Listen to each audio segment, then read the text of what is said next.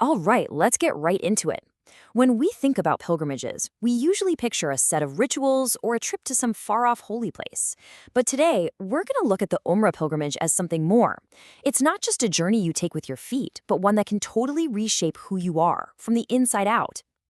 And that really brings us to the big question, right? What's the secret ingredient? What is it that transforms a simple trip into a profound, life-altering pilgrimage? That's exactly what we're going to explore, using Umrah as our guide.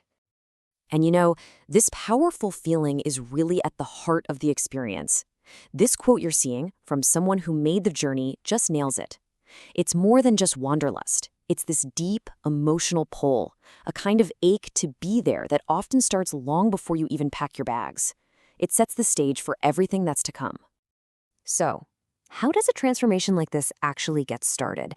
Well, believe it or not, it begins with the most practical, tangible stuff, the outer journey. We're talking about all the physical and logistical steps a person has to take just to get there. Now, here's what's so fascinating. Even the most ordinary preparations are part of this bigger spiritual process. I mean, packing throat lozenges or making copies of your passport. That's not just about being organized. It's about intentionally removing all the little things that could distract you later. It's really the first step in clearing your mind to focus on a much higher purpose. The physical journey itself often feels like a tale of two very different yet perfectly complementary cities. You have Mecca, which is described as this intense, demanding, buzzing hub of energy. It's modern, it's incredibly diverse, and it's where the main rituals happen. But then you have Medina, and it's the complete opposite, tranquil, historic, a peaceful space that invites you to slow down, reflect, and connect. Each city really plays its own unique part in the journey. And this is where we see the focus shift from the outer world to the inner one. All those physical challenges, the huge crowds, the endless walking, they aren't just obstacles you have to put up with. They are the very tools that start to shape and mold your inner self. The first big virtue that gets cultivated is patience, or sabr. And let me be clear, this is not about passively waiting around. It's an active spiritual state. It's about endurance, about steadfastness.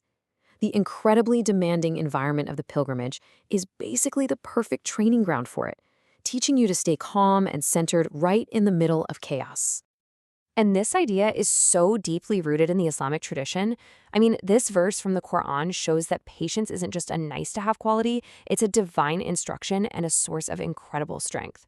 It completely reframes the hardships of the journey as a direct path to feeling closer to God. So, along with patience comes humility, or khushu'. The rituals of Umrah are basically designed to dissolve your ego. When you're performing the exact same actions as millions of other people, your job title, your bank account, your social status, it all becomes completely meaningless. It's a powerful exercise in pure submission. And what's absolutely crucial here is the intention behind it all. As this piece of wisdom from a classic text points out, your actions have to be pure. They have to be for a higher purpose, not to get likes or praise from other people. It's a huge reminder that this journey towards humility has to be genuine from the inside out. But this inner transformation doesn't just happen in a bubble. It gets magnified like a million times over because you're part of something so much bigger than yourself, this massive collective journey.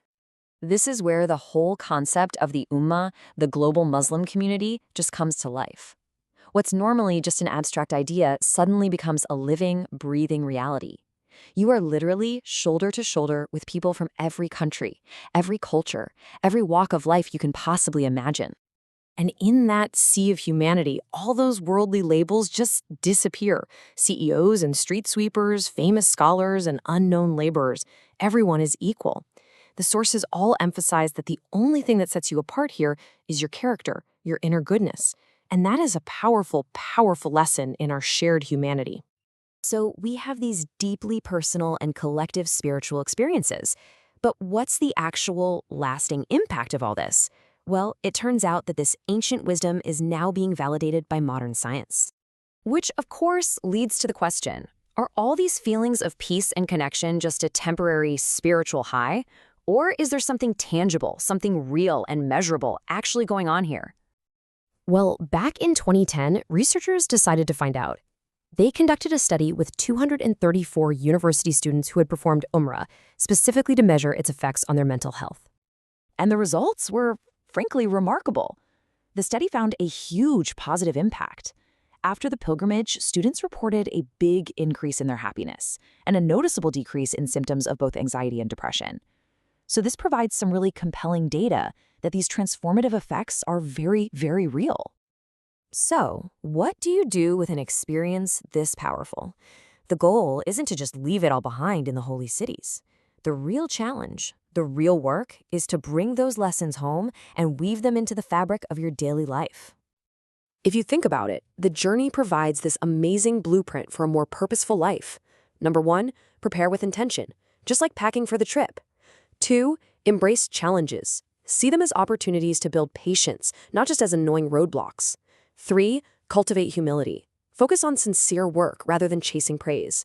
And finally, 4, recognize our shared humanity, just like you do in those diverse crowds. And that's really the ultimate takeaway here. The pilgrimage isn't the destination. It's the starting point. The real journey begins the moment you get back home, applying these lessons in your job, with your family, and in your community. So it leaves us with a final thought. If this single journey can be a kind of condensed model for a life filled with purpose, teaching us about intention, patience, humility, and unity, then what small, personal pilgrimage can you embark on in your own life, starting today?